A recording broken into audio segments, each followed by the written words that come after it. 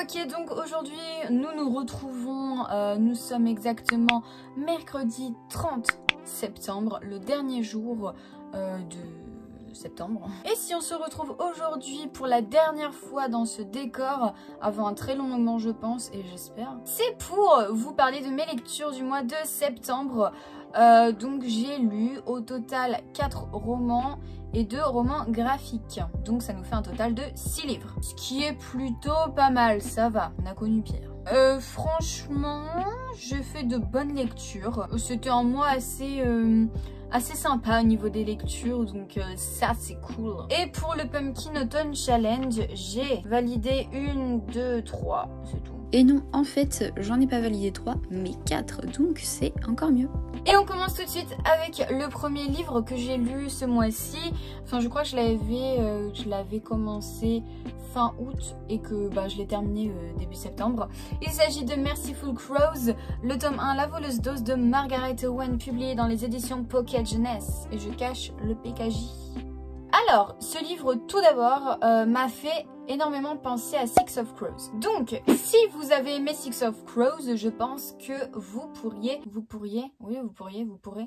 aimer ce livre. Alors, dans ce livre, du coup, on va retrouver une héroïne qui s'appelle Fi, qui fait partie de la caste des corbeaux. Donc, les corbeaux, ce sont des personnes un peu rabaissées, que personne ne veut fréquenter. C'est ceux qui sont tout en bas dans l'échelle sociale, et en fait on voit pas du tout ma main. Ce sont vraiment les plus nuls de toute l'échelle sociale, et pourtant ils ont un rôle très important à jouer parce que ce sont eux qui nettoient les corps, on va dire, enfin qui les enlèvent des gens qui sont morts de la peste, parce que c'est les seuls qui ne peuvent pas attraper la peste. Je vais vous montrer une petite image du livre qu'on a au début.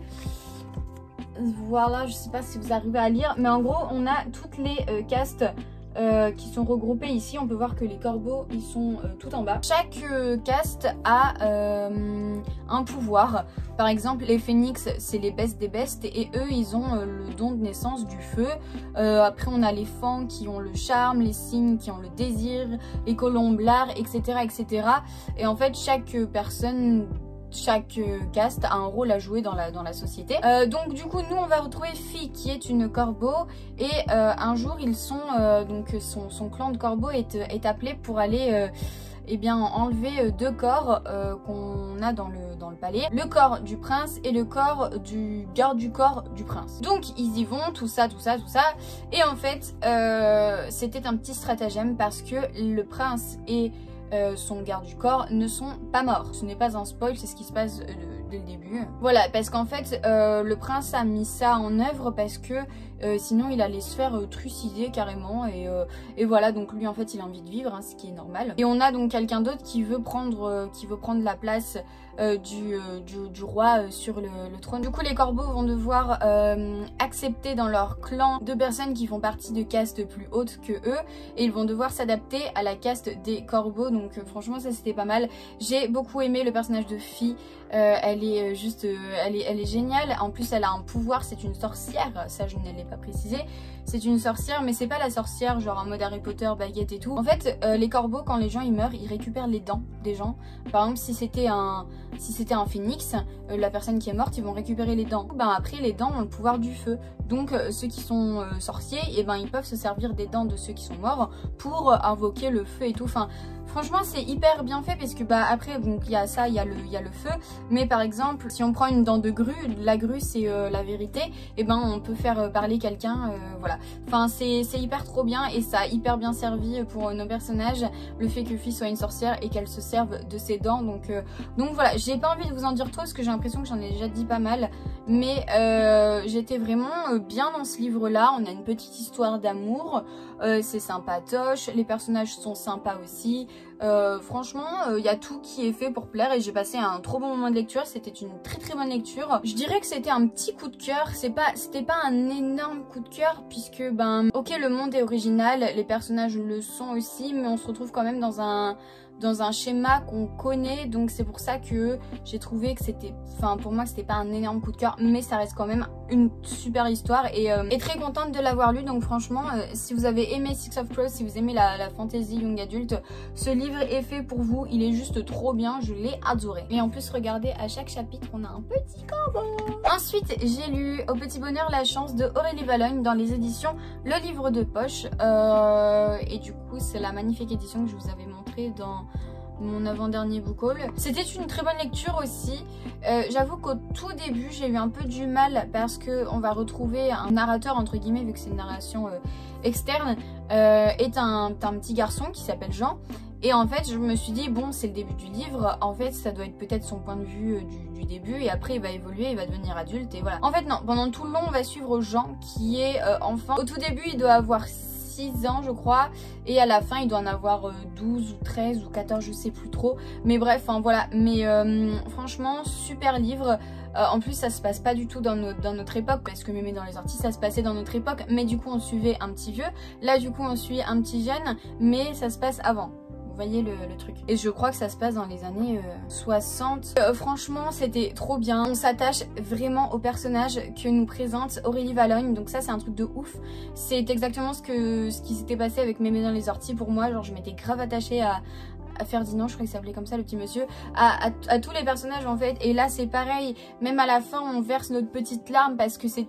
Enfin voilà quoi, c'était juste trop bien. En fait Jean, donc petit garçon, habite avec sa mère depuis qu'il est petit. Sauf que sa mère décide de déménager à Paris et donc le problème c'est qu'il faut qu'elle trouve un appartement, tout ça. Donc ce qu'elle fait c'est qu'elle laisse Jean à sa mère, donc la grand-mère de Jean, qui s'appelle Lucette je crois. Au début Jean il est un peu oh mais maman va bientôt arriver, maman tu viens quand et tout, nanana nanana. Bref, la mère ne revient pas pendant plusieurs années, donc Jean reste chez sa grand-mère. Tout se passe bien pour lui, même si il ressent ce manque de sa mère, puisque c'est quand même un petit garçon et sa mère lui a dit qu'elle reviendrait, et du coup lui il l'attend. Et nous on est un peu là en mode bah on a trop de peine pour lui, parce que bah même si Mémé Lucette elle est adorable et tout, bah on a envie quand même qu'il retrouve sa mère et voilà. Et finalement il se passe un truc avec la mère et du coup Jean il veut plus repartir de chez sa grand-mère. Enfin il se passe trop de trucs dans ce livre, mais ce sont pas non plus des actions de ouf, donc voilà. Et ça me change parce que à la base j'aime les actions de ouf et j'aime pas trop les choses passives, et là c'est pas vraiment une narration passive, mais enfin je sais pas comment expliquer. Ce sont des petites choses de la vie de tous les jours qu'Aurélie Valogne arrive à transcrire sur papier et rendre ça intéressant. Et ça c'est super intéressant. Donc voilà, c'est comme Mémé dans les orties. Dès le début j'étais happée directement dedans. Bon là il m'a fallu un peu plus, le temps que je comprenne que c'est le petit garçon qu'on va suivre tout au long. On s'attache énormément au personnage Jean, mais trop mignon. Mémé Lucette je crois que c'est mon personnage préféré, elle est juste trop bien. Et voilà, et en fait on ressent exactement ce que Jean ressent, toutes ses frustrations, toutes ses espérances. Enfin, en plus il y a un moment où en fait à l'école, si t'es pas droitier, ben c'est mal vu, et voilà. Et c'est des choses de l'époque qu'on retrouve du coup dans ce livre là. Et bon bien évidemment j'étais pas née. Putain il y a du soleil là, enfin, c'est des choses que moi je n'ai pas connues, puisque bah je suis née en 96, donc voilà. Mais je pense que franchement ça peut plaire à pas mal de personnes, aussi bien les grands que les petits, que les vieux. Franchement c'était une super lecture, j'ai passé un trop bon moment, et genre les 100 et quelques dernières pages je les ai dévoré tellement c'était trop bien, et j'avais envie de savoir ce qui allait se passer à la fin, donc voilà. Ensuite j'ai lu Briseis de Tiffaine Siovel, donc le tome 1, La Citadelle Intemporelle, donc que l'autrice m'avait envoyé. Alors ce livre, en fait on va suivre Briseis qui a 18 ans, qui donc au tout début en fait elle en a marre de sa vie de tous les jours, elle sait pas ce qu'elle veut faire plus tard, enfin voilà, elle trouve que sa vie n'a pas vraiment de sens. Jusqu'au jour où elle se fait tirer une flèche dans la nuque, et il va se passer des choses. Il va se passer des choses aussi avec son père qui finalement va lui faire accéder à la citadelle intemporelle. Et du coup à partir de là on va découvrir tout un monde caché que personne ne connaît à part les gens qui sont dans la citadelle, puisque c'est quelque chose qui est caché et que personne ne connaît.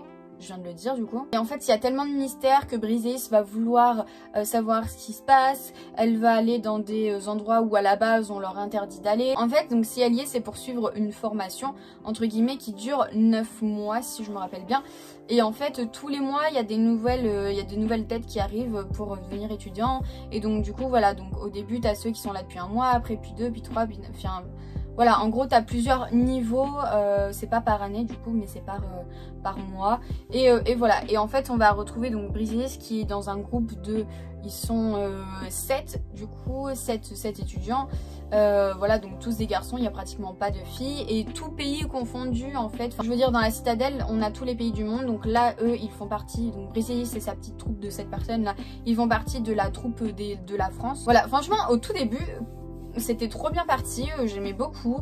Il y a un personnage que j'aimais bien, c'est Benji. Briseis, bon voilà, enfin c'est un peu le genre de personnage un peu Marissou, donc à qui tout réussit et qui est un peu l'élu que tout le monde attendait. Donc c'est le genre de choses qui m'énerve un peu des fois. Je m'attendais pas à ce que l'histoire se passe comme ça du coup, puisque arrivé avant la moitié du livre je crois, on a une espèce de retournement de situation où du coup l'histoire évolue dans un autre sens, et je pensais pas du tout que ça allait évoluer comme ça. Et moi du coup j'ai pas été du tout happée par cette nouvelle situation dans l'histoire. Je ne dis pas ce qui se passe puisque sinon c'est du spoil. Mais du coup voilà, ça m'a dérangée et c'était dur de finir cette lecture, mais je l'ai quand même terminée. Après, la plume de l'autrice est juste, enfin elle écrit super bien, tout est très bien décrit, tout bien présenté, donc franchement putain il y a vraiment du soleil quoi, j'hallucine. Donc voilà, mais c'est juste que moi ça m'a pas plu. Si ça avait été du coup une espèce de continuité de ce qui se passait au début, je pense que ça m'aurait plus plu que ce qui se passe finalement dans le livre. Donc voilà, mais dans tous les cas, je pense, je sais, enfin j'espère que ce livre est quelque chose qui peut plaire et c'est juste que ça n'a pas marché avec moi. Mais du coup, j'ai envie de donner une deuxième chance à ce livre et en fait sur mon Insta, je fais gagner ce livre jusqu'au lundi 5 octobre, donc normalement vous avez encore quelques jours pour jouer à l'heure à laquelle la vidéo sera publiée. Donc voilà, n'hésitez pas, le lien de mon Insta il est dans la barre d'infos, donc allez-y. Mais en fait je me suis dit c'est bête parce que ce livre je suis sûre qu'il peut plaire à énormément de monde, c'est juste qu'il n'a pas fonctionné avec moi, donc finalement je vais le faire gagner à quelqu'un. Donc voilà, ce sera un livre d'occasion puisque c'est celui-là que je vais vous faire gagner, hein. Je vais pas en acheter un autre, hein. Voilà, je relègue le livre à d'autres personnes, enfin à une autre personne du coup. Mais voilà, franchement je pense qu'il y a un énorme potentiel pour ce livre, donc si l'histoire vous parle, si vous avez déjà entendu parler de ce livre et en plus la couverture est juste magnifique, n'hésitez pas à participer au concours qui est sur mon Insta @mayouz. Ensuite j'ai lu Heartstopper 1 et Heartstopper 2. Et pas le 3 encore, de Alice Oseman. Donc je vous mets les couvertures ici puisque je les ai lues sur ma liseuse. Comment dire, en fait pour la petite anecdote, le premier, donc je l'ai mis dans ma palle du Pumpkin Autumn Challenge, et le premier tome je l'ai lu un dimanche après-midi, j'étais en lendemain de soirée, donc il me fallait pas une lecture trop compliquée, vous voyez le genre. Tout le monde en parlait, je me suis dit ouais ça va être cool. Mais je m'attendais pas à ça, je m'attendais à de la méchanceté aussi dans ce livre, puisque Heartstopper c'est l'histoire donc de deux garçons. On a donc Charlie qui est homosexuel et qui a fait son coming out depuis longtemps, enfin tout le monde le sait. Avant du coup il s'est fait bullying et tout, enfin je sais plus comment on dit, il s'est fait harceler tout ça, enfin bref dès qu'il a fait son coming out. Mais maintenant ça va mieux, enfin voilà, il vit sa best life et tout. Et on a Nick qui est un des mecs populaires du lycée, qui a eu des petites copines, tout ça. Lui, voilà, enfin il vit sa vie tranquille. Et à un moment, il rencontre Charlie, ils sont ensemble en cours, et du coup, voilà, ils discutent, tout ça. Et en fait, Nick se rend compte qu'il aime bien Charlie. Et en fait, ce livre est rempli de mignonneries. C'est un truc de dingue. Il y a, j'ai trouvé, aucune malveillance décrite dedans. C'est tellement chou. Après dans le 2 on retrouve un personnage qui voilà peut-être faire penser à un peu de malveillance, mais franchement c'est rien du tout. Et voilà, et en fait c'était juste, mais oh là là, mais vraiment un bonheur de lire ces livres-ci et du coup le 2 je l'ai lu il y a quelques jours, en vrai je l'ai lu dimanche. Les dessins à la base c'est pas vraiment ce que je préfère, mais du coup on se laisse énormément porter par l'histoire, c'est juste trop bien, c'est une lecture doudou. Je l'ai lu en anglais en plus, pour vous dire, je l'ai lu en anglais alors que je ne suis pas très forte en anglais, mais j'ai tout compris et en même temps il y a des images donc aussi ça aide. Mais du coup voilà, franchement un pur bonheur, un régal. Donc pareil, dimanche quand j'ai lu le tome 2, j'étais aussi en post-soirée, voilà, bref. Et c'était exactement ce qu'il me fallait, mais un bonheur, mais vraiment, ce livre, c'est la représentation de bonheur, de allégresse, de joyeuseté, et j'ai trop hâte de lire le 3e pour savoir ce qui se passe. Et je vais pas vous parler du 2e en détail, puisque ce serait un peu spoiler le tome 1, même si on se doute quand même ce qui se passe. Quand tu rentres dans le premier tome, tu sais ce qui va se passer, t'as aucune surprise, mais c'est tellement trop mignon, tellement trop touchant et voilà, je sais pas comment dire, mais moi j'ai surkiffé ce livre, mais vraiment, c'était un coup de cœur et voilà, et je le conseille à tout le monde parce que c'est le genre de livre qui peut peut-être faire ouvrir les yeux à certaines personnes. On voit vraiment la création d'une histoire d'amour, la rencontre entre deux personnages. En plus, il y a des choses vraiment trop représentatives de la réalité, et c'est exactement ça quand t'es chez toi et tout, t'es tout seul dans ton lit, t'envoies des petits messages et tout à ton petit cum, à ton petit crush, t'es là, tu reçois et tout des messages, t'es là, tu dis oh c'est trop mignon, mais c'est exactement ce qui se passe dans ce livre. Voilà, j'arrête sur les 2 tomes de Heartstopper, mais trop bien, et je vous conseille à 1000% de découvrir cette histoire. Et enfin j'ai lu, et je l'ai terminé hier soir, The Revolution of Ivy de Amy Engel dans les éditions Lumen. Je ne sais pas si vous vous souvenez, mais j'avais lu le tome 1 en juillet, j'avais bien aimé ce tome 1, franchement c'est une très bonne lecture.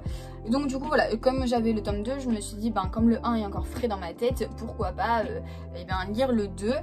C'était une bonne lecture, mais sans plus. Je pense que vous connaissez déjà l'histoire de base de The Book of Ivy, donc je vais pas vous raconter le tome 2. Mais donc voilà, on est dans un monde post-apocalyptique où on a des mariages arrangés, tout ça, bref. Donc à la base, Ivy fait partie de la famille Westfall et elle doit se marier avec un Latimer. Latimer, ce sont ceux qui dirigent la ville actuelle, et les Westfall ce sont ceux qui l'ont fondée, donc il y a une espèce de petite battle et tout entre les deux, bref. Et du coup Ivy elle a été éduquée pour tuer le fils avec qui elle est censée se marier, donc le fils Latimer qui s'appelle Bishop. Donc voilà en gros, mais est-ce qu'elle va le tuer, telle est la question, c'est ce qu'on découvre dans le tome 1. Du coup à la fin du tome 1, on est un peu en mode cliffhanger parce que qu'est-ce qui va se passer et tout après, nanana. Et en fait on retrouve dans ce tome 2, j'étais pas du tout, au tout début en tout cas j'étais pas dedans parce que on retrouve pas tous les personnages sans vraiment spoiler, je ne dirais pas lequel, bref voilà. Moi du coup il y avait un personnage que j'avais envie de retrouver surtout, et on le retrouve pas avant une centaine de pages je crois. Donc déjà ça m'a un peu saoulée, même si j'aime beaucoup le personnage principal Ivy. Il y a des fois où elle me saoule un peu, et ce livre me fait encore, je vous l'ai déjà dit, mais me fait énormément penser à Sentiment 26 de Gemma Mallet que je n'avais pas du tout aimé, et dans ce tome-ci encore plus parce que l'action se ressemble très fortement. Pourtant la dystopie c'est quelque chose que j'aime beaucoup, mais là j'étais pas du tout dedans, même si le tome 1 franchement il était super. Là il me manquait quelque chose, et en fait on se doute de la fin, on se doute de tout finalement, à part je crois que j'ai dû être surprise à 1 ou 2 fois, mais c'était pas des surprises de ouf. Voilà, j'étais pas non plus trop à fond dedans, j'étais là, je lisais, j'ai pas lu en diagonale donc déjà ça c'est bien, mais j'étais là, genre je voyais les pages passer, je comptais combien de pages il me restait pour finir le livre. Je pense que c'est quelque chose que j'aurais dû lire avant, et que avant j'aurais grave kiffé, mais maintenant comme c'est un schéma qu'on connaît, et voilà, peut-être que si je l'avais lu avant Sentiment 26, j'aurais mieux aimé cette histoire, je pense très fortement, parce que du coup des fois quand je lisais, je faisais des ressemblances avec Sentiment 26, et c'est trop chiant. Tout ça pour dire que j'étais pas du tout à fond dedans. Après j'aime toujours beaucoup les 2 personnages principaux, donc Ivy et Bishop, mais ce sont pas des personnages extraordinaires et du jamais vu quoi. Et ben voilà, on en a terminé. C'est fini pour cette déslecture du mois de septembre.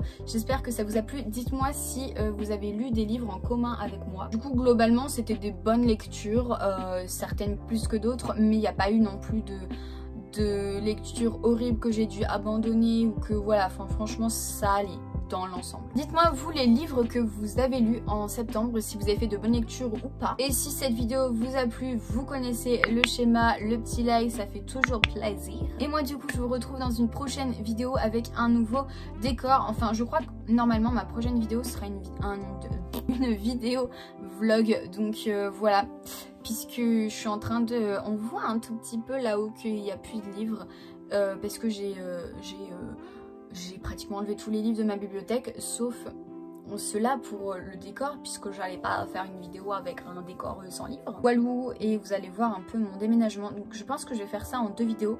Première vidéo où je vais tout déménager, donc cette bibliothèque là. Donc j'ai déjà filmé des petits plans et tout. Et deuxième vidéo, faire le réaménagement du coup de ma prochaine bibliothèque. Donc voilà, j'espère en tout cas que ça va vous plaire et que vous allez apprécier mon prochain décor. Allez c'est bon, j'arrête de parler, je vous laisse. Je vous souhaite une bonne journée, une bonne soirée, une bonne nuit, hein. Je ne sais pas à quelle heure vous allez regarder cette vidéo. Je vous fais de gros bisous et je vous dis à la prochaine vidéo. Ciao.